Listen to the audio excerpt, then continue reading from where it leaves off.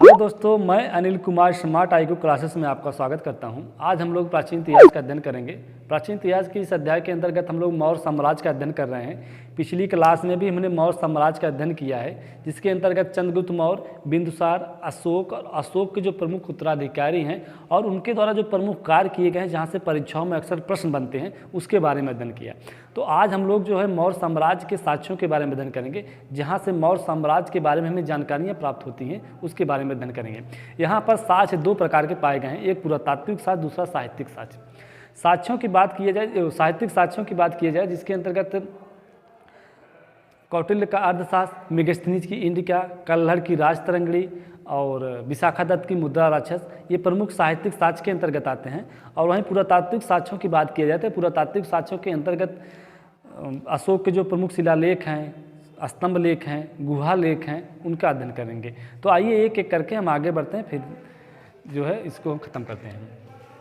सबसे हमने पिछली क्लास में जो है साहित्यिक साक्ष्य के अंतर्गत कौटिल्य के अर्थशास्त्र के बारे में अध्ययन किया था। आज हम लोग मेगास्थनीज की इंडिका के बारे में अध्ययन करेंगे साहित्यिक साक्ष्य के अंतर्गत। उसके बाद पुरातात्विक साक्ष्य का अध्ययन करेंगे। पुरातात्विक साक्ष्य के अंतर्गत शिलालेख, स्तंभ लेख, गुहा लेख हैं। उसके बाद जो है स्तंभ लेख के अंतर्गत जो प्रमुख स्तंभ लेख पाए गए उसके बारे में अध्ययन करेंगे। आइए सबसे पहले हम लोग मेगास्थनीज की पुस्तक है इंडिका, उसके बारे में अध्ययन करेंगे। जो मेगास्थनीज की पुस्तक है इंडिका, मेगास्थनीज जो है सेलुकस निकेटर के राजदूत थे और ये चंद्रगुप्त मौर्य के दरबार में रहने के लिए आए थे और ये 305 BC से लेकर के 299 BC के मध्य भारत में रहे। उस दौरान इन्होंने जो समाज में देखा उसको जो अपनी पुस्तक में लिखा है, इसी को जो है इंडिका पुस्तक के नाम से जाना जाता है। आइए इसके बारे में और अध्ययन करते हैं। इस पुस्तक को जो है अंग्रेजी में अनुवाद करने का कार्य जो है मैकिन्ले महोदय ने किया था। मैकिन्डन महोदय ने इसको अंग्रेजी में अनुवाद किया है। उन्होंने पाटलिपुत्रा को पालीब्रोथा से संबोधित किया है। इंडिका पुस्तक में जो है पाटलिपुत्रा की जगह पालीब्रोथा लिखा गया है। इसमें नगर प्रशासन की जानकारी मिलती है।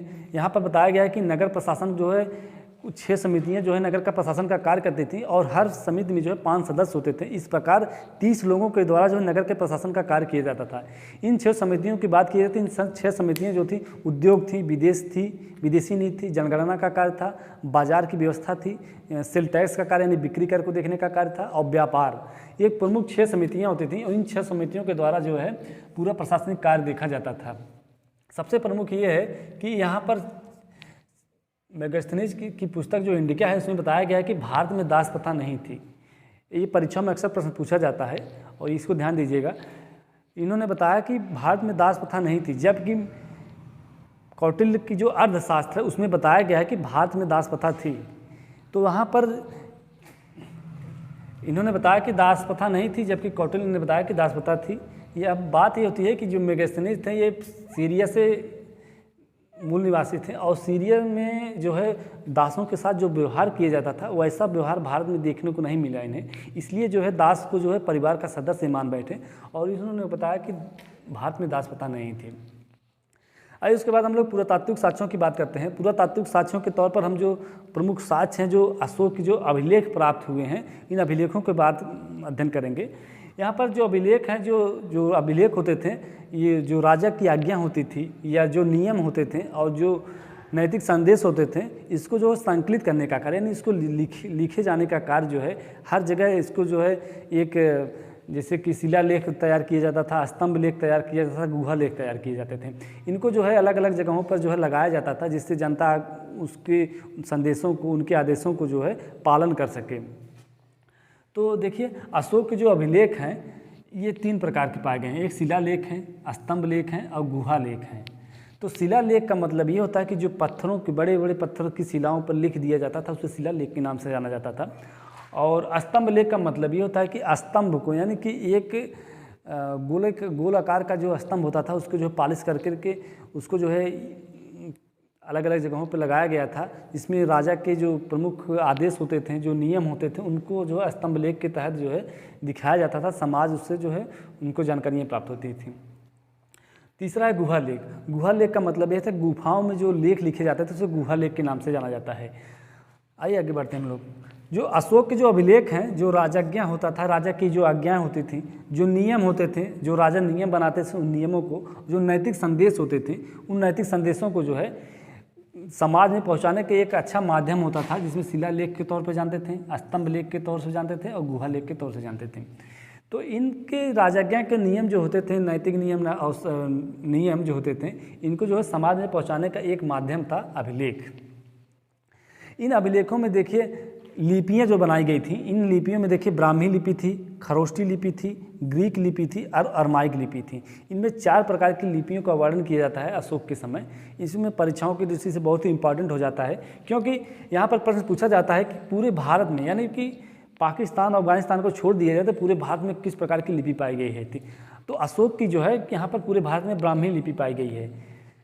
और ब्राह्मी लिपि में देखिए सोगौरा का अभिलेख और अनुराधापुर का अभिलेख, ये जो है प्रमुख हैं, परीक्षाओं में पूछे जाते हैं। अनुराधापुर का अभिलेख जो है किस लिपि में पाया गया, तो ब्राह्मी लिपि में पाया गया है। और दूसरा है खरोष्टी लिपि।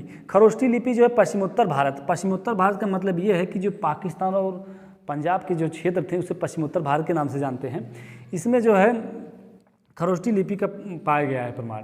देखिए जो भारत का जो पश्चिमी भाग है, यानी पश्चिमोत्तर भाग, और जो पाकिस्तान और पंजाब के प्रांत के जो मध्य के भूभाग होता था उसे पश्चिमोत्तर प्रांत के नाम से जानते हैं। इसमें जो है जो शहबाजगढ़ी का जो अभिलेख है वो खरोष्टी लिपि में पाया गया है। पूछा जाता है परीक्षा में शहबाजगढ़ी का अभिलेख जो है किस लिपि में पाया गया है, तो खरोष्टी लिपि में पाया गया है।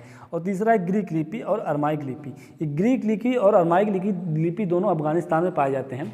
देखिए जब यूनानियों ने भारत पर आक्रमण किया था, यानी जब सिंध तक उनका अधिकार क्षेत्र हो गया था सिकंदर के समय, और उस समय जो है इस लिपि का जो है प्रसार जो है भारत की तरफ हो रहा था।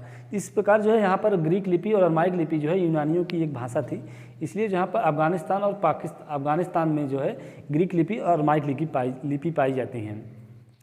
अब अशोक के जो अभिलेख होते थे, जो अलग अलग स्थानों पर जो भाषाएं प्रचलित होती थी, जो लिपियां प्रचलित होती थी, उस लिपि के अनुसार ही अभिलेख को तैयार किया जाता था, जिससे जनता जो है उन्हें समझने में आसानी हो। इसलिए जो उसी लिपि में जो है संदेशों को लिखा जाता था। तो यहाँ पर 4 प्रकार की लिपियाँ हैं, ब्राह्मी लिपि, खरोष्टी लिपि, ग्रीक लिपि और अरमाइक लिपि। तो ब्राह्मी लिपि जो है पूरे भारत में पाई जाती है। पाकिस्तान अफगानिस्तान को छोड़ करके वर्तमान में जो पूरा भारत है इसमें जो ब्राह्मी लिपि पाई जाती है। और इसमें जो उदाहरण के तौर पर देखा जाए तो अनुराधापुर का जो अभिलेख है और सोहगौरा का अभिलेख, ये प्रमुख हैं। और दूसरा है खरोष्टी लिपि। खरोष्टी लिपि जो है पश्चिमोत्तर भारत में पाए जाते हैं। जो पाकिस्तान और पंजाब का जो क्षेत्र है इसमें पश्चिमोत्तर भारत में खरोष्टी लिपि पाई जाती थे। ग्रीक लिपि और अरमाइक लिपि जो अफगानिस्तान में पाए जाते हैं। आइए हम शिलालेखों की बात करते हैं। पहले हम शिलालेखों की बात करेंगे, फिर स्तंभ लेख की बात करेंगे, फिर गुहा लेख की बात करेंगे। तो आइए हम शिलालेख की बात करते हैं। शिलालेखों की संख्या कुल 14 है। इसमें से जो परीक्षाओं की दृष्टि से बहुत ही इंपॉर्टेंट शिलालेख हैं उनके बारे में अध्ययन करेंगे, जहाँ से परीक्षाओं में अक्सर प्रश्न बनते हैं उसके बारे में अध्ययन करेंगे। जिसमें प्रथम शिलालेख, द्वितीय शिलालेख, चतुर्थ शिलालेख है, 5वां शिलालेख है, 8वां शिलालेख है, 9वां शिलालेख है, 13वां शिलालेख है। यहाँ से परीक्षाओं में प्रश्न बनते हैं, इसलिए जो है इनको लिखा गया है। प्रथम शिलालेख की बात करते हैं तो प्रथम शिलालेख में जो है बताया गया कि पशु हत्या पर रोक है। पशु हत्या पर रोक है, यानी एक राजा की आज्ञा थी। देखिए ये राजा की आज्ञा थी, इसको जो है राजा को जो है प्रथम शिलालेख में लिखा गया है, पशु हत्या जो करेगा उसे दंडित किया जाएगा। तो पशु हत्या पर रोक लगाई गई थी। द्वितीय शिलालेख में जो समाज कल्याण की बात किया गया है, समाज कल्याण की बात किया गया है। और सबसे प्रमुख यहाँ पर पशु चिकित्सा की बात किया गया है। ये परीक्षाओं में अक्सर पूछा जाता है, पशु चिकित्सा की बात किस शिलालेख में किया गया है, तो पशु चिकित्सा की वर्णन जो है द्वितीय शिलालेख में किया गया है।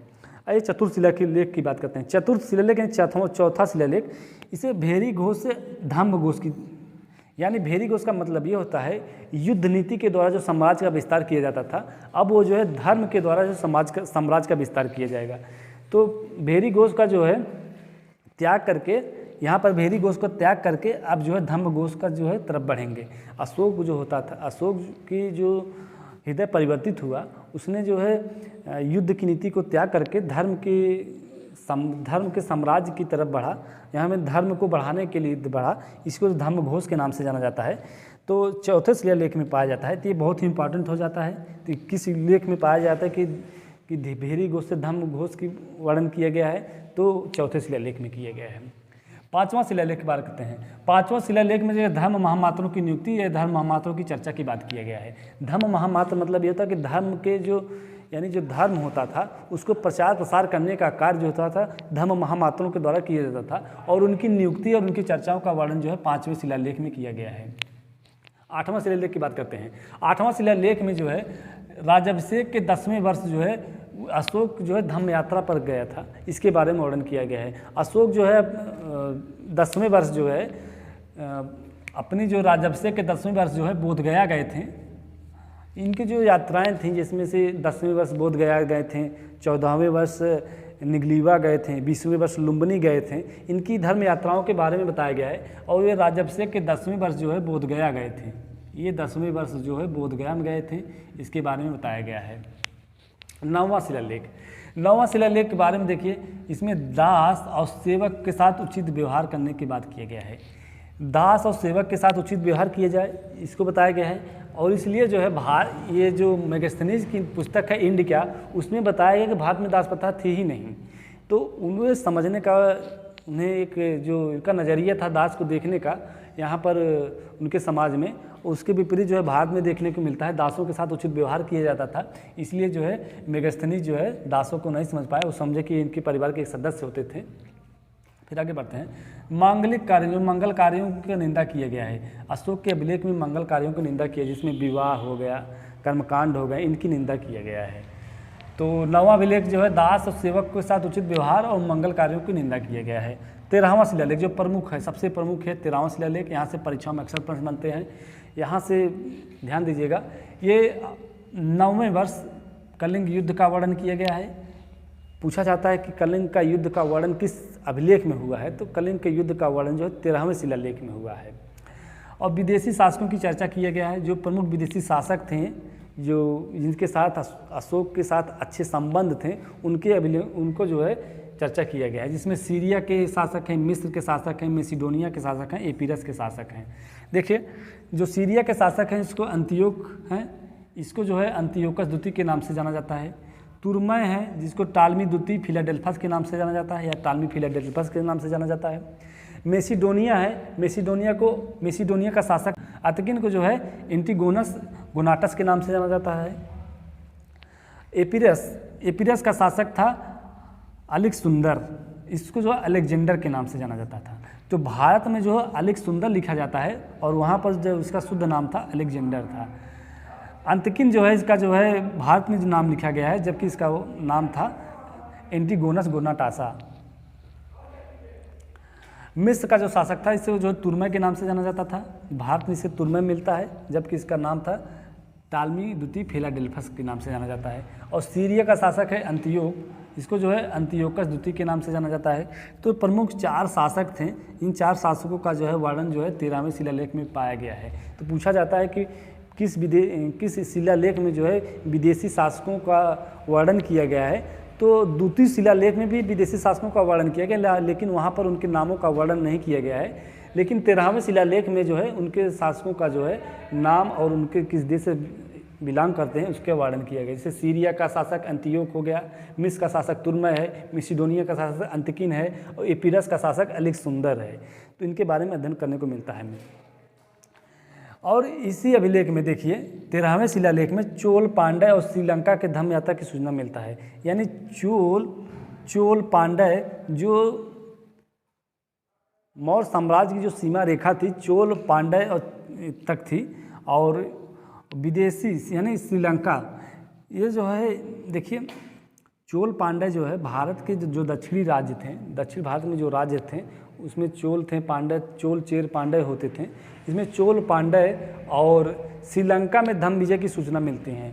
ये श्रीलंका तक के अपने धर्म विजय की सूचना मिलती है। धर्म विजय मतलब धर्म की प्रचार प्रसार के लिए जो श्रीलंका में भेजा गया था। इसमें जो है महेंद्र और संघमित्रा को जो है श्रीलंका के धर्म प्रचार के लिए भेजा गया था। ये महेंद्र और संघमित्रा जो है बिहार से एक पौधे को लेकर गए थे, पीपल के पौधे को, वहाँ पर उसका वृक्षारोपण किया, और वहाँ पर जो है धर्म प्रचार की वहाँ सूचनाएं मिलती हैं। तो श्रीलंका में भी धर्म प्रचार किया इन्होंने, और चोल पांड्य के क्षेत्र में भी इन्होंने धर्म का प्रचार किया। तो वहाँ पर जो है धर्म विजय की सूचना मिलती है यहाँ पर। फिर आगे बढ़ते हैं हम लोग। श्रीलंका में धर्म विजय, और श्रीलंका में धर्म विजय का कार्य जो है देखिए, धर्म विजय का जो कार्य थे महेंद्र किए थे और संघमित्रा थे। महेंद्र जो है और संघमित्रा जो है, संघमित्रा उनकी पुत्री थी, महेंद्र उनके पुत्र थे। अशोक के जो पुत्र महेंद्र थे और संघमित्रा उनकी पुत्री थी। आगे बढ़ते हैं हम लोग।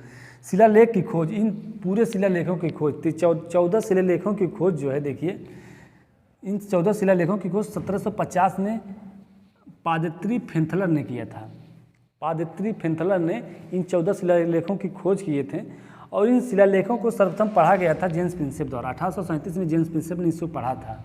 तो यहाँ से प्रश्न बनता है कि सर्वप्रथम जो है अशोक के अभिलेख को किसने पढ़ा था। तो अशोक के अभिलेख को जो है जेम्स प्रिंसेप ने पढ़ा था 1837 में। और पूछा जाए कि अशोक के अभिलेख को जो है किसने खोजा था, तो पादत्री फिंथलर ने इन अशोक के अभिलेखों को खोजा था। आइए हम फिर चर्चा करते हैं, फिर आगे बढ़ते हैं। हमने समझा कि मेगास्थनीज नामक जो पुस्तक थी, इसके जो है यहाँ पर नगरीय प्रशासन के प्रमाण मिलते हैं। नगरीय प्रशासन में 6 समितियाँ होती थी, हर समिति में 5 सदस्य होते थे। इस प्रकार जो है 30 सदस्यों द्वारा जो नगर के प्रशासन के कार्य को देखा जाता था। वहीं पर मेगास्थनीज की पुस्तक जो इंडिका है, उसमें बताया गया कि भारत में दास प्रथा नहीं थी। और अशोक के जो अभिलेख हैं, जो यानी राजा की जो आज्ञा होते थे, नियम होते थे, जो नैतिक संदेश होते थे, उसको समाज में पहुंचाने का एक जरिया होता था, अभिलेख के नाम से जाना जाता था। इस अभिलेख में जैसे शिलालेख होते थे, स्तंभ लेख होते थे, गुहा लेख होते थे। शिलालेख के तौर पर जो है इन शिलालेख, स्तंभ लेख, गुहा लेख की जो भाषाएं होती थी, जो लिपियाँ होती थी, इस लिपियों में जो ब्राह्मी लिपि, खरोष्टी लिपि, ग्रीक लिपि और अरमाइक लिपि के नाम से जाना जाता है। ब्राह्मी लिपि जो है पूरे भारत में पाई जाती थी, और वहीं पर खरोष्टी लिपि जो है पश्चिमोत्तर पाकिस्तान और पंजाब के क्षेत्रों में जो है खरोष्टी लिपि पाई जाती है। यहाँ पर प्रमुख है शाहबाजगढ़ी का अभिलेख जो है खरोष्टी लिपि में पाया गया है। वहीं पर ग्रीक लिपि और अरमाइक लिपि दोनों जो है यूनान से प्रभावित जो राज्य थे अफगानिस्तान, वहाँ पर जो है ग्रीक लिपि और अरमाइक लिपि पाई जाती हैं। इन शिलालेखों में बात की जाए तो इन शिलालेखों की संख्या कुल 14 है। इन 14 शिलालेखों में प्रथम शिलालेख जो है पशु की हत्या पर रोक के बारे में बताया गया है। द्वितीय शिलालेख में जो है पशु चिकित्सालय की बात किया गया है, पशु और मनुष्य की चिकित्सालय की बात किया गया, लेकिन पशु चिकित्सालय से यहाँ प्रश्न बनता है, इसलिए इसे लिखा गया है। चौथवें शिलालेख में देखिए भेरी घोष से धम्म घोष की बात किया गया है, यानी भेरी घोष यानी युद्ध का त्याग कर करके अब हम लोग युद्ध के द्वारा समाज का विस्तार नहीं करेंगे, धर्म के द्वारा समाज का विस्तार करेंगे। तो इस प्रकार जो है यहाँ भेरी घोष से धम्म घोष की तरफ बढ़ें। वहीं पर 5वां शिलालेख जो है धम्म महामात्रों की चर्चा किया गया है। 5वें शिलालेख में धम्म महामात्रों की चर्चा की गई। धम्म महामात्रों का मतलब ये होता कि जो धर्म का प्रचार का कार्य करते थे उसे धम्म महामात्र कहा जाता था। इन धम्म महामात्रों की चर्चा या धम्म महामात्रों की नियुक्ति की बात किया गया है। 8वें शिलालेख में राज्याभिषेक के 10वें वर्ष जो है अशोक की धर्म यात्रा की चर्चा किया गया है। अशोक जो है 3 यात्राएं करते हैं धर्म यात्राओं के तौर पर, जिसमें 10वें वर्ष वे बोध गया जाते हैं, 14वें वर्ष निगलीवा जाते हैं, निगलीवा नेपाल में स्थित है, और 20वें वर्ष जो है अशोक लुम्बिनी जाते हैं। तो इस प्रकार जो है अशोक के जो है धर्म यात्राओं की चर्चा किया गया है। 9वें वर्ष देखिए 9वां अभिलेख में दास और सेवक के साथ उचित व्यवहार की बात किया गया है। यहाँ पर भारत में जो दास होते थे उनके साथ वो स्वामी के साथ रहते थे और स्वामी उनके साथ उचित व्यवहार करता था, इसके प्रमाण मिलते हैं। और यहाँ पर देखिए मांगलिक कार्यों पर निंदा किया गया, जो मांगलिक कार्य होते थे, जो शादी विवाह हो गया, कर्मकांड हो गए, इन सब की निंदा किया गया है। 13वां शिलालेख की बात करते हैं। 13वें शिलालेख में देखिए 13वां शिलालेख परीक्षा के लिए बहुत ही इंपॉर्टेंट हो जाता है। यहाँ पर अशोक के राज्याभिषेक के 9वें वर्ष इन्होंने कलिंग का युद्ध किया और युद्ध में जीत गए थे, और उस युद्ध में जो है बहुत बड़ा नरसंहार हुआ था। यहीं से जो है अशोक का जो है हृदय परिवर्तित होने की सूचना मिलती है। तो यहाँ पर कलिंग का युद्ध का प्रमाण मिलते हैं और विदेशी शासकों की चर्चाएं मिलती हैं। जो प्रमुख विदेशी शासक थे जिसके साथ अशोक के साथ अच्छा संबंध था, उसके बारे में चर्चा मिलती है, जिसमें से सीरिया था, मिस्र था, मिसिडोनिया था, एपिरस था। सीरिया का शासक अंतियोक था, जिसे अंतियोकस द्वितीय के नाम से जाना जाता है, और मिस्र का शासक तुर्मै था। यहाँ से परीक्षाओं में अक्सर प्रश्न मिलाने के लिए देता है कि तुर्मै कहाँ का शासक था। तुर्मै मिस्र का शासक था, और तुर्मै को जो है टालमी द्वितीय या टालमी फिलाडेल्फस के नाम से जाना जाता था। तुर्मै को टालमी द्वितीय फिलाडेल्फस के नाम से जाना जाता है या टालमी फिलाडेल्फस के नाम से जाना जाता है। तीसरा है मेसिडोनिया का शासक। मेसिडोनिया का शासक था अंतकिन, इसको जो है एंटीगोनस गोनाटास के नाम से जाना जाता है। चौथा शासक है एपिरस। एपिरस को जो है एलेक्सुंदर या अलेक्जेंडर के नाम से जाना जाता है। ये प्रमुख 4 शासक हैं जहाँ से परीक्षाओं में अक्सर प्रश्न बनते हैं। ये बहुत ही इंपॉर्टेंट है, खास तौर से अशोक के 14 शिलालेखों में जो प्रमुख 3 शिलालेख हैं, प्रथम शिलालेख, द्वितीय शिलालेख और चतुर्थ शिलालेख और 13वां शिलालेख जो है, यहाँ से प्रश्न अक्सर देखने को मिलते हैं। इसलिए जो है यहाँ पर इसको ध्यान दीजिएगा, जो प्रमुख विदेशी शासक हैं यहाँ से परीक्षाओं में प्रश्न देखने को मिलते हैं। और इस शिलालेख में देखिए बताया गया है कि चोल, चेर, जो पांड्य जो राज्य थे, जो मौर्य साम्राज्य की जो सीमाएँ रेखा थी दक्षिण भारत में जो बनाती थी, और उसमें जो है अशोक जो है धर्म का प्रचार का कार्य करते हैं, और श्रीलंका में भी धर्म का प्रचार का कार्य करते हैं। श्रीलंका में धर्म का प्रचार का कार्य करने का कार्य जो महेंद्र और संघमित्रा, महेंद्र उनके पुत्र थे, संघमित्रा उनकी पुत्री थी। ये लोग जो है बिहार से एक वृक्ष को लेकर जाते हैं, वहाँ पाटलिपुत्रा से एक वृक्ष को लेकर जाते हैं और उसका वृक्षारोपण जो श्रीलंका में करते हैं और इससे जो है वहाँ पर जो है बौद्ध धर्म के प्रचार का कार्य करते हैं। फिर आगे बढ़ते हैं हम लोग। शिलालेख की खोज, इन 14 शिलालेखों की खोज का कार्य जो है सर्वप्रथम पादत्री फेंतलर ने किया था। इन शिलालेखों की खोजकर्ता की बात की जाए तो पादत्री फेंतलर जो है इन शिलालेखों की खोज किए हैं और इन शिलालेखों पर जो लिखा गया था उसको पढ़ने का कार्य जो है 1837 में जेम्स प्रिंसेप ने किया था। तो हमने यहाँ पर शिलालेखों के बारे में अध्ययन किया। अब हम लोग स्तंभ लेख के बारे में अध्ययन करते हैं। स्तंभ लेखों की बात की जाए तो स्तंभ लेखों की संख्या कुल 7 है। इसमें जो है जो स्तंभ लेख होते थे, देखिए ये चुनार के पत्थरों के द्वारा बनाए जाते थे। जो चुनार का जो पत्थर होता था, इन पत्थरों को जो है पॉलिश कर करके, ये बड़े पत्थर होते थे, उस बड़े पत्थरों को काट छांट करके गोलाकार बनाया जाता था। और एकास्म पत्थर होते थे। एकास्म का पत्थर का मतलब होता है कि एक ही पत्थर के द्वारा पूरा पिलर बनाया जाता था। इसलिए जो है जो पूरा पिलर बनता था इसको जो है चुनार के पत्थरों के द्वारा निर्मित किया जाता था। एकास्म पत्थर होते थे और इनको पॉलिश किया जाता था। ये पॉलिश करके इनको चमक लाई जाती थी और ये कांतिक पत्थर होते थे और मजबूती के लिए कांतिक का यूज करते थे। उस पर मतलब कि नक्काशियाँ जो की जाती थी।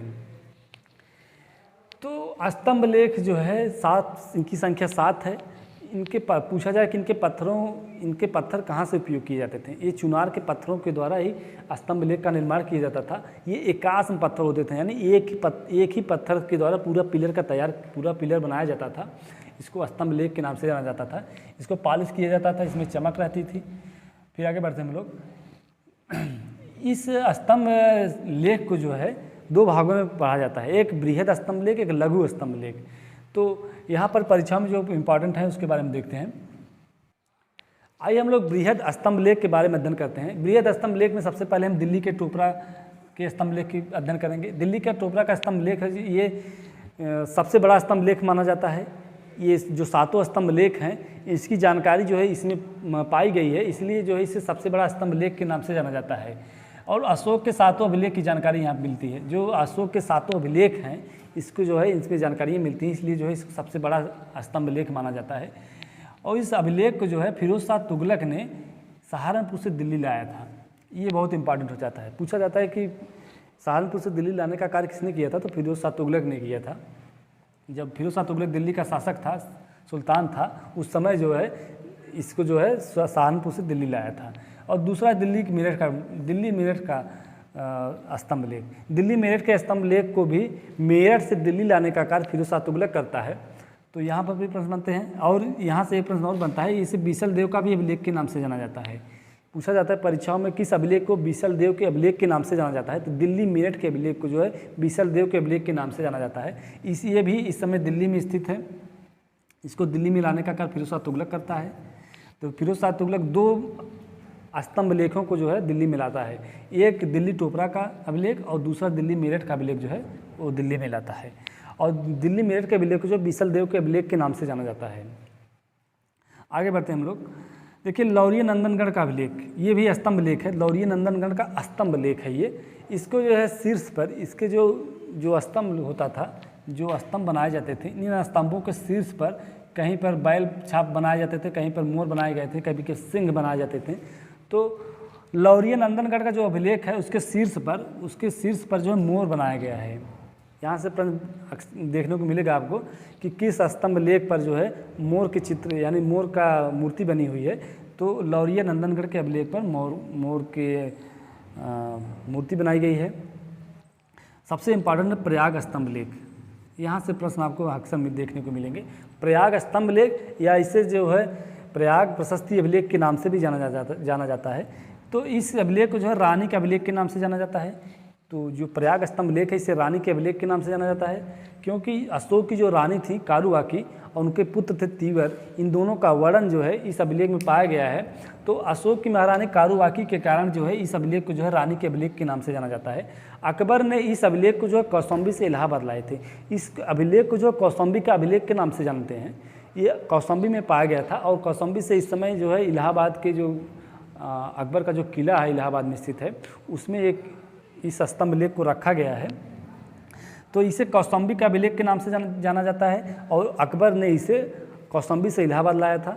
और देखिए सबसे प्रमुख ये है कि इस स्तंभ लेख में जो है समुद्रगुप्त का अभिलेख कहते हैं, बीरबल का अभिलेख कहते हैं, और जहांगीर का भी अभिलेख के नाम से जाना जाता है। इस अभिलेख में 3 राजाओं का भी वर्णन किया गया है, यानी इस अभिलेख में 4 राजाओं के बारे में हमें जानकारी प्राप्त होती हैं। एक अशोक हो गए, दूसरा समुद्रगुप्त, बीरबल और जहांगीर। इन 4 लोगों के अभिलेख के नाम से जाना जाता है। इसमें 4 लोगों के नाम पाए गए हैं, और सबसे प्रमुख ये है कि इसे रानी के अभिलेख के नाम से जाना जाता है। इसमें रानी कारुबाकी और उनके पुत्र तिबर का वर्णन किया गया है, और ये कौशाम्बी के अभिलेख के नाम से जाना जाता है। इस अभिलेख को समुद्रगुप्त का अभिलेख, बीरबल का अभिलेख या जहांगीर के अभिलेख के नाम से जाना जाता है। और आगे अंतिम है देखिए रामपुरवा का स्तंभ लेख। रामपुरवा का स्तंभ लेख जो है, इस अभिलेख को जो है राष्ट्रपति भवन में रखा गया है, और ये बैल की आकृति इस पर बनी हुई है, और इस बैल की आकृति राष्ट्रपति भवन में इसको रखा गया। इसलिए पूछा जाता है कि किस अभिलेख को जो है राष्ट्रपति भवन में रखा गया है, तो रामपुरवा अभिलेख को राष्ट्रपति भवन में रखा गया है। इसमें नटुआ बैल बताया जाता है कि यहाँ पर जो है एक छोटा बैल जो है वहाँ पर आकृति बनी हुई है इस पर, तो रामपुरवा अभिलेख जो है राष्ट्रपति भवन में रखा गया है। अब हम लोग जो है गुहा लेख के बारे में अध्ययन करेंगे। हमने शिलालेख के बारे में अध्ययन किया जो परीक्षाओं में पूछे जाते हैं, इसमें से 13वां शिलालेख, प्रथम, द्वितीय, तृतीय, 5वां, 8वां, 9वां और 13वां शिलालेख के बारे में अध्ययन किया। स्तंभ लेखों के तौर पर हमने दिल्ली टोपरा, दिल्ली मेरठ, लौरिया नंदनगढ़, प्रयाग स्तंभ लेख और रामपुरवा स्तंभ लेख के बारे में अध्ययन किया, जो परीक्षाओं में पूछे जाते हैं उन्हीं के बारे में अध्ययन किया गया है। अब हम लोग गुहा लेख के बारे में अध्ययन करते हैं। आइए अब हम गुहा लेख के बारे में अध्ययन करेंगे। गुहा लेख के बाद हम लोग जो प्रमुख अभिलेख बचे हुए हैं उसके बारे में अध्ययन करते हैं। गुहा लेख की बात की जाए तो 2 प्रमुख गुहा लेख हैं जहाँ से परीक्षाओं में देखने को मिलते हैं। एक है बराबर गुफा का अभिलेख। बराबर गुफा यानी जो गया में एक पहाड़ी है, बराबर की पहाड़ियाँ, उन पर जो है पहाड़ियों में जो है गुफाओं का निर्माण किया गया है, उस पर जो है बराबर गुफा अभिलेख के नाम से जाना जाता है। तो ये गया में स्थित है और इसके जो है आजीवक संप्रदाय से संबंधित है। ये अशोक द्वारा निर्मित किया गया था, ये आजीवक संप्रदाय से संबंधित है, इसलिए इम्पॉर्टेंट हो जाता है। ये बौद्ध भिक्षुओं के लिए नहीं था, ये आजीवकों के लिए स्थित बनाया गया था। और दूसरा अभिलेख है दशरथ का नागार्जुन अभिलेख। ये नागार्जुन की पहाड़ियों में स्थित है और ये भी गया में स्थित है, और ये अभिलेख जो है आजीवक के लिए बनाया गया था। जो दशरथ था आजीवक संप्रदाय से संबंधित था। दशरथ अशोक का पौत्र था, और ये भी जब शासक राजा बनता है उस समय जो है आजीविकों के लिए जो एक गुफाओं का निर्माण करता है। तो यहाँ पर 2 गुफाओं का वर्णन किया जाता है। बराबर गुफा का अभिलेख, बराबर गुफा यानी बराबर की जो पहाड़ी में गुफाओं का निर्माण किया गया है, और दशरथ के द्वारा निर्मित नागार्जुन की पहाड़ियों पर जो गुफाओं का निर्माण किया गया है उसे नागार्जुन की गुफा का अभिलेख कहा जाता है। ये दोनों गुफाओं का जो निर्माण किया गया आजीविकों के लिए किया गया, ये इम्पॉर्टेंट हो जाता है। आइए उसके बाद हम लोग अध्ययन करते हैं रुक्मनदेही का अभिलेख। रुक्मनदेही का अभिलेख जो है, रुक्मनदेही का अभिलेख जो है नेपाल में स्थित है, और ये अभिलेख से जानकारी है हमें। देखिए बुद्ध के जन्म के बारे में जो प्रमाण मिलते हैं, उनके जन्म स्थान के बारे में जो है रुक्मनदेही के बारे में उल्लेख किया गया है। और ये अशोक जो है अपने 20वें वर्ष जब धम्म की यात्रा में जाता है, 20वें वर्ष जो लुम्बिनी में जाता है। अशोक की जो 3 यात्राएँ प्रमुख हैं, जिसमें 10वें वर्ष जो है अशोक बोधगया में जाते हैं, 14वें वर्ष निगलीवा में जाते हैं, और 20वें वर्ष जो है लुम्बिनी में जाते हैं। जो 10वें वर्ष बोधगया में जाते हैं, 14वें वर्ष निगलीवा नेपाल में जाते हैं, और 20वें वर्ष जो है लुम्बिनी में जाते हैं। तो यहाँ पर देखिए 20वें वर्ष अपने राज्याभिषेक के 20वें वर्ष अशोक लुम्बिनी में जाते हैं, और वहाँ पर जो कर की व्यवस्था थी 1/6 भाग कर को जो है ये घटा करके 1/8 कर देते हैं वहाँ के लोगों के लिए, और कर को जो है 1/8 भाग कर देते हैं। पहले 1/6 था, अब फिर 1/8 कर देते हैं, यानी कर को जो है कम कर दिए थे। और बलि की जो कर व्यवस्था थी, उसको समाप्त कर दिया था इन्होंने। तो यहाँ पर हमने समझा कि जो रुक्मनदेही का अभिलेख है, यहाँ से प्रश्न देखने को कैसे मिलता है। देखिए पूछा जाता है कि महात्मा बुद्ध के जन्मस्थान के बारे में किस अभिलेख में जानकारियाँ प्राप्त होती हैं। तो रुक्मनदेही अभिलेख में महात्मा बुद्ध के जन्मस्थान के बारे में जानकारियाँ प्राप्त होती हैं, और ये अभिलेख जो है अशोक अपने 20वें वर्ष जब लुम्बिनी की यात्रा पर जाते हैं उस समय इस अभिलेख का निर्माण करवाते हैं। और लुम्बनदेही का अभिलेख जो है नेपाल में स्थित है। और इस अभिलेख में वर्णित किया गया है कि लुम्बनदेही के जो निवासी थे वहाँ के लोगों को जो है कर जो है घटा करके 1/8 भाग कर दिया गया था, पहले 1/6 था। और यहाँ पर बलि की जो कर प्रणाली थी, बलि की कर व्यवस्था थी, उसको समाप्त कर दिया था। और दूसरा अभिलेख है, देखिए इंपॉर्टेंट अभिलेख ये भी है, रुद्रदामन का जूनागढ़ का अभिलेख। रुद्रदामन का जूनागढ़ का अभिलेख जो है, इसे जूनागढ़ के अभिलेख के नाम से जाना जाता है या रुद्रदामन के अभिलेख के भी नाम से जाना जाता है। तो ये चाहे अगर जूनागढ़ का अभिलेख हो तो दोनों को मतलब एक ही होता है। ये अभिलेख जो है सबसे प्रमुख, देखिए यहाँ से प्रश्न अक्सर देखने को मिलता है, संस्कृत भाषा में प्रथम अभिलेख पूछा जाता है। संस्कृत भाषा में प्रथम अभिलेख कौन है? तो संस्कृत भाषा का प्रथम अभिलेख है रुद्रदामन का जूनागढ़ का अभिलेख को जो है संस्कृत भाषा का प्रथम अभिलेख के तौर पर जाना जाता है।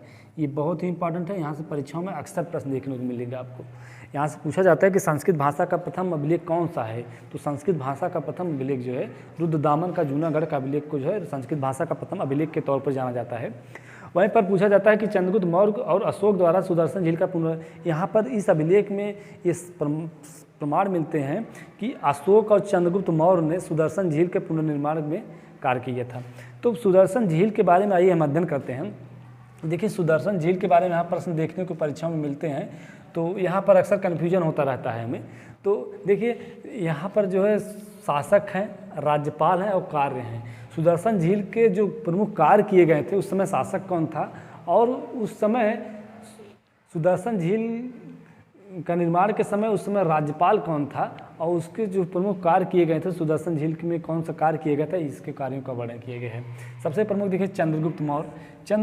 चंद्रगुप्त मौर्य जब शासक था उस समय पश्चिमोत्तर भारत का राज्यपाल पुष्यगुप्त वैश्य था, और पुष्यगुप्त वैश्य ने ही सुदर्शन झील का निर्माण किया था। तो जब भी प्रश्न पूछा जाए सुदर्शन झील का निर्माण किसने किया था, तो सुदर्शन झील का निर्माण पुष्यगुप्त वैश्य ने किया था, और उस समय शासक थे चंद्रगुप्त मौर्य। ठीक, हम आगे बढ़ते हैं।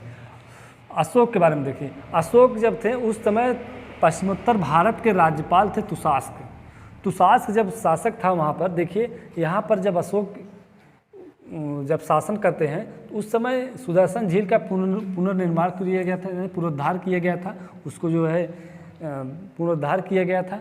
उसके बाद यहाँ पर एक नहर का निर्माण किया गया था। उस झील से जो है एक नहर निकाली गई थी। यहाँ पर अशोक के समय तुषार राज्यपाल थे और सुदर्शन झील का यहाँ पर पुनरुद्धार किया गया है, और यहाँ पर एक नहर निकलवाई गई थी, यानी एक नहर का निर्माण किया गया था। इसके लिए इम्पोर्टेंट हो जाता है। और सबसे प्रमुख देखिए रुद्रदामन है। रुद्रदामन के समय देखिए एक उनके जो पश्चिमोत्तर भारत के जो राज्यपाल थे उस समय सुविशाख थे। सुविशाख के समय देखिए सुविशाख ने क्या किया था कि यहाँ पर एक बांध का निर्माण किया था। इस झील के पास चारों तरफ एक बांध का निर्माण कर दिया था। तो रुद्रदामन के समय हुआ था, और रुद्रदामन का ही अभिलेख है। इस अभिलेख से पता चलता है, देखिए यहाँ पर इसके दो प्रमुख जो ऊपर के जो प्रमुख शासक थे चंद्रगुप्त मौर्य, अशोक, बताया गया है कि यहाँ पर पुनरुद्धार का कार्य किए थे। तो रुद्रदामन से पता चलता है। फिर स्कंदगुप्त आते हैं। स्कंदगुप्त ने बताया, स्कंदगुप्त जब था शासक, ये गुप्त काल से संबंधित था, और उस समय इसका राज्यपाल था पर्णदत्त। पर्णदत्त के समय क्या हुआ था, देखिए यहाँ पर देखिए जब स्कंदगुप्त शासक था उस समय विष्णु मूर्ति की स्थापित किया गया था, और झील का पुनर्निर्माण किया गया था। झील को पुनर्निर्मित किया गया और यहाँ पर एक विष्णु की मूर्ति को स्थापित किया गया था। तो यहाँ पर सुदर्शन झील के बारे में हमने समझा। आइए फिर समझते हैं, फिर आगे बढ़ते हैं। देखिए सुदर्शन झील ये पश्चिमोत्तर भारत में स्थित है, और ये जो है यहाँ पर जब मगध का शासक कौन था, तो मगध के दो शासक हैं चंद्रगुप्त मौर्य, अशोक, और फिर उसके बाद गुप्त वंश के शासक हैं स्कंदगुप्त। और उसके बाद राज्यपाल की बात की जाए तो यहाँ पर जो है पश्चिमोत्तर भारत के राज्यपाल उस समय कौन थे, उसके बाद उस समय सुदर्शन झील के लेकर कौन से कार्य किए गए थे इसके बारे में बताया गया है। तो चंद्रगुप्त मौर्य जब शासक थे, चंद्रगुप्त मौर्य के शासक के समय जो है पुष्यगुप्त वैश्य वहाँ का उपराज्यपाल था, उसी ने ही सुदर्शन झील का सर्वप्रथम निर्माण किया था। तो निर्माणकर्ता पुष्यगुप्त वैश्य हो गए। अशोक की बात करते हैं। अशोक जब शासक था तो उस समय राज्यपाल थे तुषास्क, और उस समय जो है तुषास्क द्वारा जो कार्य किए गए थे कि सुदर्शन झील का पुनरुद्धार किया गया और यहाँ पर एक नहर का निर्माण किया गया। तो सुदर्शन झील से सबसे पहले नहर का निर्माण किसने करवाया था? तुषास्क ने करवाया था। रुद्रदामन, यहाँ पर रुद्रदामन की बात करते हैं। रुद्रदामन में जो है देखिए, एक इनके राज्यपाल थे सुबिसाक, और यहाँ पर एक बांध का निर्माण किया था। तो बांध का निर्माण किसने करवाया था? सुबिसाक ने करवाया था। स्कंदगुप्त जब शासक था उस समय वहाँ का राज्यपाल था पर्णदत्त, और यहाँ पर एक विष्णु मूर्ति को स्थापित किया गया था, इसलिए इम्पोर्टेंट हो जाता है ये। उसके बाद ये प्रमुख 2 अभिलेख हैं जहाँ से प्रश्न देखने को मिल सकता है, सोगौरा का अभिलेख और महास्थान का अभिलेख। सोगौरा का अभिलेख जो है एक ये ताम्रपत्र का है, ये अभिलेख नहीं, ये ताम्रपत्र है, और ये सोगौरा अभिलेख के नाम से जाना जाता है, और ये ब्राह्मी लिपि में लिखा गया है सोगौरा का अभिलेख, और ये गोरखपुर में पाया गया है। और महास्थान का अभिलेख जो है ये भी ब्राह्मी लिपि में पाया गया है, और ये बांग्लादेश में स्थित है। और इन दोनों अभिलेखों से प्राप्त चलता है कि भारत में जो है एक भीषण अकाल पड़ा था। तो इसी भीषण अकाल के बाद जो है चंद्रगुप्त मौर्य जो है अपने साम्राज्य का त्याग करते हैं, यानी बिंदुसार को जो है शासक बना करके, और अपने आप को संथारा पद्धति के द्वारा जो अपने प्राण का त्याग करते हैं। तो यहाँ पर हमने गुफालेख और रुगमनदेही के अभिलेख और रुद्रदामन का अभिलेख और सुदर्शन झील के जो प्रमुख कार्य किए गए थे उसके बारे में अध्ययन किया। और जो सोगौरा का अभिलेख है, सोगौरा के अभिलेख और महास्थान के अभिलेख में से हमें जानकारियाँ प्राप्त होती हैं कि भारत में जो है एक महान अकाल पड़ा था चंद्रगुप्त मौर्य के समय, और यहाँ इसके साक्ष्य प्रमाण मिलते हैं। तो अब हम लोग मिलते हैं नेक्स्ट क्लास में, जिसमें हम लोग मौर्य साम्राज्य के प्रशासन की बात करेंगे, वहाँ पर उसके प्रशासन की बात करेंगे। उसके बाद मौर्य वंश की समाप्त हो जाएगा। फिर हम लोग नेक्स्ट में पढ़ेंगे जो है मौर्योत्तर काल के बारे में अध्ययन करेंगे। तो मिलते हैं नेक्स्ट क्लास में। धन्यवाद।